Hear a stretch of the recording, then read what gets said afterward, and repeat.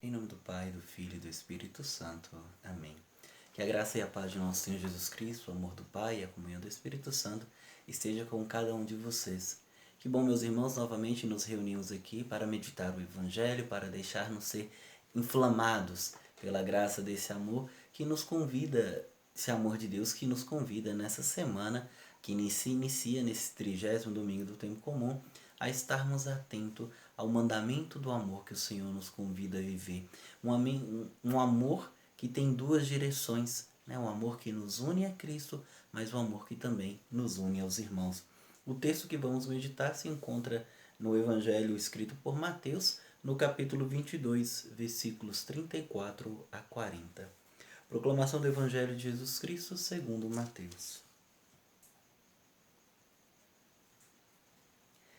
Naquele tempo, os fariseus ouviram dizer que Jesus tinha feito calar os saduceus. Então, eles se reuniram em grupo e um deles perguntou a Jesus para experimentá-lo: Mestre, qual é o maior mandamento da lei? Jesus respondeu: Amarás o Senhor teu Deus de todo o teu coração e de toda a tua alma e de todo o teu entendimento. Esse é o maior e o primeiro mandamento.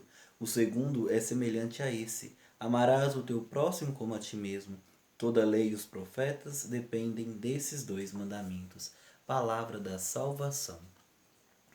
Bem, se nós recordarmos do Evangelho de domingo passado, nós vamos ver que também tentaram colocar Jesus numa enrascada, perguntando a ele ali se deveria ou não pagar o imposto a César, colocando o Senhor nessa dimensão, uma realidade entre o povo, a vivência do povo e a vivência de um poder civil, um poder estrangeiro.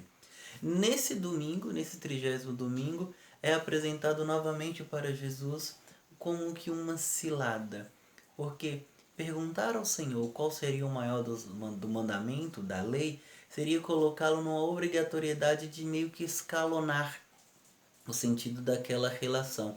Lembrando que os fariseus, em oposição aos saduceus, que é apresentado aqui no texto, os fariseus tinham esse rigor, esse cuidado com a lei, aquela lei que era fruto de uma interpretação, de uma leitura, de tudo que era o ensinamento de todo o Antigo Testamento. E eles ouviram dizer então que Jesus havia feito calar os saduceus, ou seja, tinha deixado os saduceus sem resposta, sem condições de darem continuidade aos seus pensamentos, que era aquela ideia onde os saduceus querem saber na ressurreição. Aquela mulher ou quem teve vários filhos, ou quem teve vários esposos, seria esposa de quem? Porque precisamos lembrar que os saduceus, eles não acreditavam nessa ressurreição, numa vida após a morte, pela cultura que eles tinham, como não acreditavam também nos anjos. Os fariseus acreditam e querem então tentar trazer Jesus para si, para as suas vontades, para o seu entendimento. E aí, diante da pergunta de qual é o maior mandamento, Jesus Cristo responde sem titubear, como a gente fala: Amarás o Senhor teu Deus de todo o teu coração, de toda a tua alma e de todo o teu entendimento. Amarás o Senhor sobre todas as coisas, com toda a tua potência, porque quando fala com o coração, com a alma e com o entendimento, está falando com toda a realidade, com toda a condição da pessoa. É assim que se deve amar a Deus. Mas o Senhor não deixa de lidar de dizer que a relação para com Deus, para que esse mandamento seja verdadeiro, ele precisa acontecer também numa relação com o próximo. Por isso ele continua dizendo: e o segundo é semelhante a esse: amarás o teu próximo como a ti mesmo. Não é que exista uma divisão, um amor a Deus e um amor ao irmão, ao próximo. O Senhor nos deixa muito claro que não dá para amar a Deus se nós não amamos o nosso próximo. Não existe um amor que seja verdadeiro a Deus que ele não aconteça também na relação direta do amor para com o nosso próximo. Não é um amor verdadeiro a Deus se esse amor não se concretiza na nossa relação com o nosso próximo. Não é um amor que realmente dá louvores a Deus se esse amor nos distancia. Por isso uma relação com Deus que se limita no intimismo, no fechamento em nós mesmos, na verdade é uma contradição ao texto evangélico.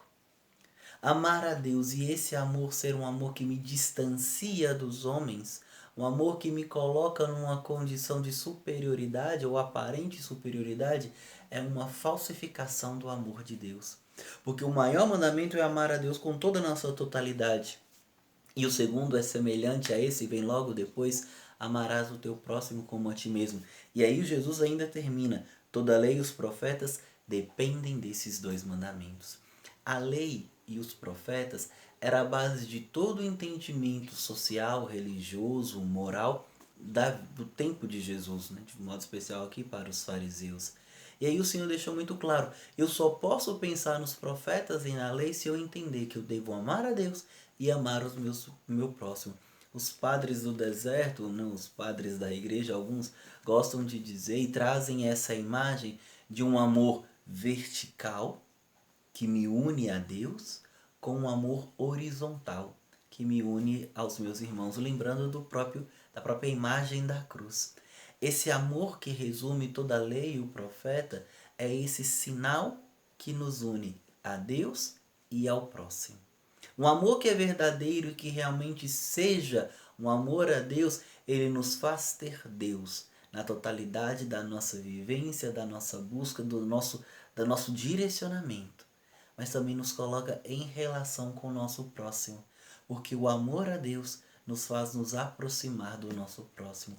Amar a Deus é se inclinar também para servir e amar aqueles que são colocados ao nosso lado, que são os nossos irmãos. E à medida que eu amo o meu irmão, à medida que eu me entrego, que eu me disponibilizo, que eu me ponho a serviço desse meu irmão, eu também vou amando a Deus. Eu vou entendendo que o serviço que eu presto a alguém que necessita é um louvor que eu oferto também a Deus. À medida que eu me comprometo com aquele que precisa, à medida que eu saio de mim para ir ao encontro do outro, eu também faço essa experiência de encontrar o Cristo presente ali, desfigurado na ferida do meu irmão, na dor do meu irmão. Ali eu amo a Deus, porque eu encontro no meu irmão o caminho que me aponta para a eternidade, que me aponta para aquele que se fez homem, para me tornar, na graça do seu amor, coparticipante da sua filiação. Veja, São Paulo vai dizer, nos tornamos filhos no Filho. Olha que lindo. O Cristo que se encarna, que assume a condição humana, nos ensina a amar o próximo, para que a nossa atitude de imitá-lo, isso é, de nos aproximarmos também do humano, também nos abra aquilo que é divino, que já foi enxertado pelo batismo em nosso coração. Peçamos ao Senhor a graça sobre cada um de nós que aqui estamos, para que possamos cada vez mais nos cristificarmos, nos assemelharmos com Cristo, num amor incondicional a Deus e também num amor disponível ao irmão. Um amor que nos leve a sair de nós mesmos para encontrar com aqueles que necessitam. Que Ele nos dê a graça de assim vivermos. E que venha sobre você, sobre a tua família, sobre todos aqueles que necessitam, a bênção e a graça do Deus Todo-Poderoso, Pai e Filho e Espírito Santo. Amém. E aí eu não poderia deixar de pedir, você que nos segue aqui no Instagram, não deixe de seguir os perfis da comunidade Filhos de Maria, @comfilhos de Maria. Não deixe de curtir, deixar aí o seu comentário sobre esse vídeo, compartilhá-lo, enviá-lo a outras tantas pessoas. E se está nos seguindo aqui no YouTube, não deixe de se inscrever no canal, de ativar as notificações e compartilhar esse vídeo. Deus te abençoe. Muito obrigado.